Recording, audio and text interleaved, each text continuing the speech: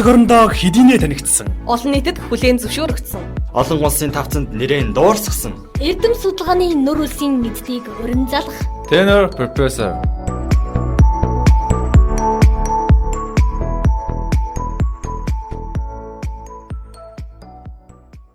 За нэвтрүүлгийн манд зорилго агуулга бол одоо нэрнээсээ илт Tenor Professor гэж улс орондоо нийгэмдээ олон нийтэд хүлээн зөвшөөрөгдсөн нийгмийн хөгжлийн улс орны бүтээн байгуулалтад өөрийн үнцэнтэй сайхан үйлс бүтээлээ оруулсан юм эрдэмтэн судлаачдын үгийг сонсох нэр төртэй амьдралын түүхээс хуваалцах ийм одоо хүндтэй хоймрын анхны зочноор шинжлэх ухааны технологийн их сургуулийн барилга архитектурын сургуулийн зөвлөх профессор, барилгын инженер, геотехникч Далайн Дашчамц гэж одоо эрхмийг урьсан юм аа. За таны үс бүтээл бол ариун байгалавтай.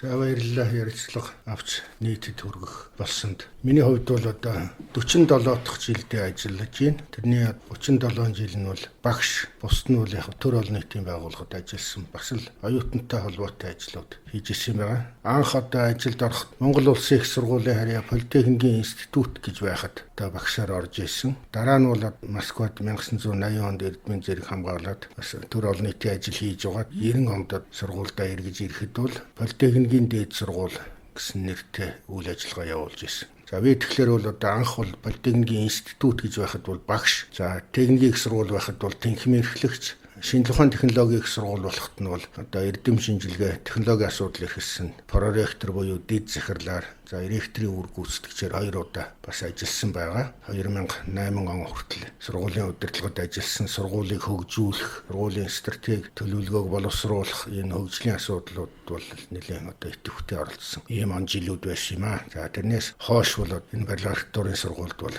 профессорын багийн ахлагч, тэнхимийн эрхлэгч, өнөөдөр бол зөвлөх профессорын ажил хийж байна. Өөрөөр хэлэх юм бол 47 дахь намар маань бол одоо эхэлж байна багшийн хөдөлмөрийн хувьд. Миний хувьд бол одоо их сургуулийг хөгжүүлэх ажилд бол өөрийн бас хувь нэмрийг оруулсан. Ялангуяа техникийн их сургууль гэж байгуулагдахад манай сургуулийн ректорээр ажиллаж байсан Монгол Улсын говья төгс Бадарч бол бидний хэдэн тэнхимийн эрхлэгчийг бол өндөр хөгжилтэй орнуудад явуулж кредит систем гэж одоо ямар юм байдгийг, яаж сургалтыг явуулдгийг энэ талаар бол туршлага судлуулж явуулж байсан. Жишээлх юм бол одоо Сингапурын Политехникийн дээд сургуульд биднийг явуулсан 21 хоногийн дээд улсрлын менежментээр, дараа нь бол Америкийн Солт Лейк хотод дээд улсрлын менежментээр сургалтанд хамруулсан 21 хоногийн.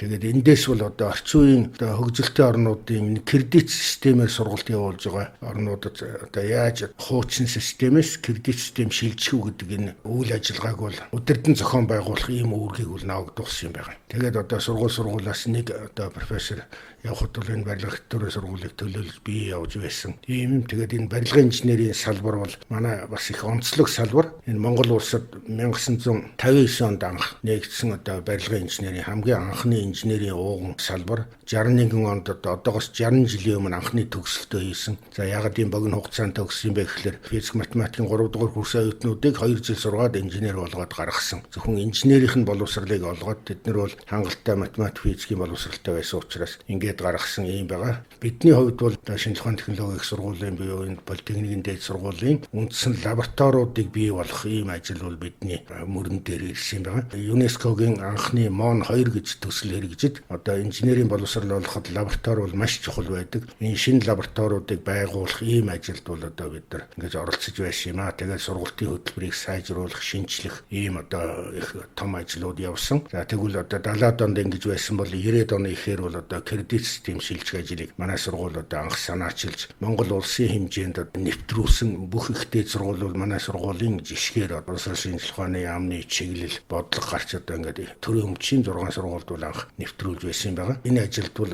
би энэ сургуулийн удирдлагад ажиллаж байсны хувьд бол итвэх зүтгэл гарган ажиллахаас өөр аргагүй байсан. Барилгын инженерийн салбар бол одоо барилгын инженер, ялангуяа иргэний ба үйлдвэрийн барилгын инженер мэргэжил бол хамгийн анхны мэргэжил. За тэгэхээр энэ бол одоо барилгад бол маш их үүрэгтэй байдаг. Өөрөөр хэлбэл барилгын зураг төслийг зохиох, удирдах, барьж бариулах ажлын гол үйл ажиллагааг энэ бол барилгын инженер өөр дөрөө төвлөрүүлж явдаг. За жишээлх юм бол нэг 15 давхар барилгын зураг төслийг зохионо гэдэг чинь орчин үед бол яг бидний үед бол гараар тооцоо хийдэг байсан бол их удаан одоо хэдэн сарын ажил болно шүү дээ. Одоо бол яг хөхлөөр програм ашиглаад компьютер дээр хийн. Тэгтээ тэр бол 1.15 давхар барилгач одоо нэг 350-аад үл мэдтгэдэг тэгштгэл бодлого бодож байгаа шүү дээ. Тэр олон системийн занглаанууд дээр үүсэж байгаа хүчлэлүүдийг олдог. Тэгээд тэрний үндсэн дээр бүтээцлийг гүйцэтгэдэг. Тэгвэл одоо барилгыг удирдаад бариулна гэхэд бол бас 300-аад ажил үйлчилгээ явагддаг. Төрөл бүрийн ажлын процессыг явагдаж байдаг. Тэгэхээр барилгын инженер бол тэр бүгдийг оюун ухаантаа төсөөлж ямар ажлыг хэдийд эхлүүлэх үү, хэдийд дуусгах үү, материалыг одоо хэдийд нь бэлэн болгох үү. Барилгын талбайг бэлтгэхээс өгсүүлэл түлхүүр гардуулаад ашиглалтанд өгөх хүртэл бүх тэр процессыг бол барилгын инженер мэдэж байх шаардлагатай болдог. Тийм учраас л яг барилгын инженерийн мэргэжил нь бол бусад мэргэжлээсээ илүү их олон хичээл үздэг, бас ачаал ихтэй ийм байдгийн. Тийм учраас бол оюутнуудыг сургах, дадлагжуулах ийм ажил бол бас бусад салбараас арай илүү л дээ. Олон шинжлэх ухаан, олон салбарын юмыг бас мэдж байх бас онцлогтой байдгийн байгаа. Тэрийг оюутнуудад ойлгуулах нь бол одоо бас чухал. Хүмүүн биднийг энэ ертөнцид оноолт тавилантай, онож хийх ажил үүрэгтэй, давтагдашгүй ховь төрөх, адилдахшгүй дуу хоолойтой илгээдэг. Тиймдээж хүн бүхэнд миний гих зам, өөрийн гих омогшил, хуулбарлаагүй сэтгэл, ховлиж болшгүй амьдрал бий. Харин улс нийгэм зон олонд хүлээн зөвшөөрөгдсөн үйлс бүтээлээрээ хэдийний дархалагдсан улс орныхоо үн цэнтэй иргэн эрдэмтэн судлаачаар тодорсон нь чухам хэд билээ. Tenor Professor ярилцлагын нэвтрүүлэг. Би сүүлийн үед бол энэ барилгын инженерийн салбарт элсэж байгаа. Барилгын инженерчин дотроо давт замын инженер гэнэ, гүүрийн инженер гэнэ, барилгын материалын инженер, иргэний барилгын инженер гэдэг ийм 6 одоо мэргэжилд хуваагддаг. Тэгэхээр энэ 6 мэргэжлийн одоо 1-р курст оюутанд элсэж байгаа оюутнууд бол энэ мэргэжлийн удирдгал гэдэг хичээлийг надаар заалгадаг болсон. Тэгэхээр бол энэ нь бол энэ олон жилийн сургууль хүмүүжүүлэх үйл ажиллагаа, мөн одоо барилгын олон төсөл, олон судалгааны ажилд оролцсон туршлагыг бол харгалзаж үзээ сургуулиас ийм одоо үүрэг даалга өргөд энэ хичээлийг бол одоо ингээд сүүлийн 10 жил зааж байна. За тэгэхээр энэ дээр бол 1-р ингээд элссэн оюутнуудад бол хамгийн анх одоо энэ барилгын инженер гэдэг чинь төсөөлөн бодох чадвараас л эхэлдэг. Өөрөөр хэлэх юм бол ургуулж бодоод, төсөөлж бодоод энэ инженерийн системийг бол толгойдоо ингээд төсөөлснөөр одоо гоё сайхан барилга барина гэдэг ч юм уу, тийм ээ. Барилгын процесс бол ямар олон процессээс үйлдэлээс бүрдэж байна. Ингээд одоо энэ бүгдийг бол эхэнд нь ойлгуулж өгөөд за тэгээ явц дундаа бол ийм хичээлийг бол ингэж үзнэ, ингэж сонгож үзнэ гэдэг ийм анхны одоо усхийн заадаг ийм болоод байгаа л сүүлийн үед. Тэгэхээр бол магадгүй энэ шинжлэх ухааны технологийн их сургуульд бол хамгийн олон оюутантай ажилладаг багш бол бий байж магадгүй. Ягаад гэвэл одоо барилгын инженерийн одоо салбарт орж байгаа 300 гаруй 1-р ангийн оюутнуудын одоо тал хувьд нь бол би хичээл зааж байна. Магистрт хэлж байгаа оюутнуудад бол шинжлэх ухааны судалгааны ажлын онол арга зүйн үндэс гэдэг хичээл заадаг. Хамгийн бас анхных нь хичээл. Анх дээд сургууль институт гэж байсан бидний үед Уралын политехникийн дээд сургуулийн үед төгссөн. Энэ сургуулийг төгсөөл дээд байгууллагын шийдвэрээр их сургууль багш шаардлагатай гэж ингэж багснаас хойш л одоо ингэж ажиллаж байна. Тэгэхээр та бол одоо тэр бүр тэртээ 1974 онд Оросын албаны улсын Свердловскотны Оролын политехникийн дээд сургуулийг төгсөж энэ барилгын инженер гэж эрхэм сайхан мэргэжил эзэмссэн тэр цагаас хойш өнөг хүртэл энэ мэргэжлээсээ сэтгэл урвсангүй тийм ээ, замын дундаас орхиж өөр салбарт одоо бас хүчээ үзье гэсэн бодол сэтгэлд автсангүй. Тэгэхээр та ер нь энэ амьдралын зорилгыг хэрхэн эргцүүлдэг вэ? Оюутан залуучууд хэрэгтэй юм. Нөгөөтэйгүр таны он удаан жилийн баримталж ирсэн зарчим гэдэг юм уу? Дээр нь энэ зорилготой, уялдаатай сайхан үнд сургамжууд байгаа гэж бодож байна. Альва нэгэн мэргэжлийг бол сонгосон л бол тэр мэргэжлийг эзэмшхийн төлөө зүтгэх хэрэгтэй л дээ. Мэргэжил өөрөө бий болчихгүй. За ямар ч ажил мэргэжил бол сайхан. Ажил мэргэжил хүний голдог болохоос биш хүн одоо мэргэжлийг голох одоо ямар ч үндэслэл байхгүй л дээ. Намайг анх одоо ингээл барилгын инженерийн мэргэжил сонгоод ингээд зөвлөлт толгойдуулсан сургууль явж байхад бол барилгын инженерийн мэргэжил Монголд байгуулагдаад удаагүй байсан. Мундаг одоо сайхан одоо мэргэжил байдгийм гинэ. Ер нь л бол одоо бараг л эд шидтэй хүншгэл байдгийм гин. Нэг одоо байшин барилгыг хараад одоо ингээл манай багш ярьж ирсэн л да. За энэ ч одоо тэтэл наслах юм байна дөө гэд. Дотор нороо шалан дээр нь одоо ингээл хөлөөрөө нэг ингэж гიშгэж үзэл за энэ ч одоо ер нь болохоо байжээ гэдэг ч юм уу ингэдэг байсан. Ийм л эд шидтэй инженерийн мэргэжил одоо маш чухал шүү гэж физикийн багш маань ярьж ирсэн. Физик математик заадаг багш маань хөдөөний хүүхдүүд ч нь бол инженер гэдэг мэргэжлийг мэдэхгүй шүү дээ. Би бол ангиасаа барилгын инженер болно гэж анх мөрөөдөл энэний төлөө зүтгэл ингээл явсан л да. Барилгын инженер болоход бол маш их төвчээр шаардлагатай. Би түрүүн хэлсэн тийм ээ, олон хичээл үзнэ. Тэр олон хичээлүүдээ уялдаа холбог. За хичээл үзээд шалгалт өгөхнийг өөр барилгыг бол одоо ямар ч барилга байсан түүнийг бол одоо сэтгэлдээ ургуулan бодоод төсөөлөөд за ямар алдаа гаргаж болох вэ? Ямар байх вэ гэдгийг. Тэгэхээр барилга бол бат бөх байх хэрэгтэй тийм ээ. Эдийн засгууд одоо үр ашигтай байх хэрэгтэй. Хамгийн гол бас нэг юм нь бол хүмүүст тааламжтай сэтгэл төрүүлэхээр сайхан харагддаг байх хэрэгтэй байхгүй юу? Тэгээ өнгө будагнаас өксүүлээд дизайны хэлбэрийн хувьд тийм ээ. Тэгээ түүхэнд үлдэх одоо барилгын боломжийг бүтээх ийм л зорж ажиллах хэрэгтэй залуучууд бол. Барилгын инженер болно гэдэг хүүхдүүд маш их элсдэг юм л да. Нилээд нь бол бас замаас нь буцчихдаг шантраад. Тэгэхээр бол одоо ингэ шантрах хэрэггүй хөдөлмөрлөөл байх юм бол одоо амжилт нь л хүрнэ л гэж би энэ залуучуудад хэлдэг юм байна. Хүмүүн биднийг энэ ертөнцид оноолт тавилантай нь онож хийх ажил үүрэгтэй нь давтагдашгүй ховь төрөх, адилдахшгүй дуу хоолойтой нь илгээдэг. Тиймдээч хүн бүхэнд миний гих зам, өөрийн гих омогшил, хуулбарлаагүй сэтгэл, ховлиж болшгүй амьдрал бий. Харин улс нийгэм зон голонд хүлээн зөвшөөрөгдсөн үйлс бүтээлээрээ хэдийний дархалагдсан улс орныхоо үн цэнтэй иргэн эрдэмтэн судлаачаар тодорсон нь чухам хэд билээ. Tenor Professor ярилцлагын нэвтрүүлэг. Таны бүтээлүүдийг ингээ харж байхад таны эрдмийн зэрэг хамгаалсан ганц сэдвэт бүтээл мөн ганц сэдвэт бүтээлүүд нийлээд ингээд бас 10 гаруй байна 10-аад байна тийм ээ. Ном сөрхөж гарын авлага 30 гаруй. За эрдэм шинжилгээний хэвлэгдсэн өгүүллүүд ингээ он оноороо бүр 200 холд авчээ. Үйлдвэрлэж шилжүүлсэн одоо шинжлэх ухааны технологийн төслүүд за бас сэдвэт ажлууд гэхэд бол 20 гаруй. За ингээл бүтээлийн патент, ашигтай загвар, зохиогч эрхийн гэрчлэгээ гэхэд 30-аад байна. Дурдаад байвал ерөөсөө маш их. Дээр нь барилгын норм дүрм улсын стандартууд байна. Эрдэм шинжилгээний илтгэлүүд нийлээд 100 бүр холд авчихсан. За 20 гаруй ном бүтээл редакторлсан байна. Ямар их далай нүүрэх үлсүү тийм ээ. Таны бүтээл судалгааны ер нь гол амин сүнс, эрдэм судалгааны ажлын гол чиглэлийг та нэг сайхан зангидаж хэлэхгүй юу? Барилга байгууламжийг зураг төслийн зохиогоод барих нэг асуудал. Тэр бол он удаан жил тогтвортой байх асуудал нь одоо хамгийн чухал гэж үзэж байгаа. Ер нь дэлхий дээр одоо ингээд судалгаанаас үзэхэд шорон байгууламжаас ахуулаад өндөр барилгууд хүртэл ямар асуудал дээр нэг гэмзэг байдгүй гэхээр энэ газар шороотой холбоотой одоо өөрөлдөх юм бол барилгын суурийн бүтцийн асуудал байдаг байхгүй юу? Тэндээс гарсан доголдол нь барилгад эвдрэл үүсгэх ийм одоо ингээд тогтооцсон олон улсын судалгаа байдаг. Тэгэхээр бол энэ өөрөлдөх юм бол энэ суурийн тогтвор алдагдах юм бол барилга бол өөрөө эвдэрдэг.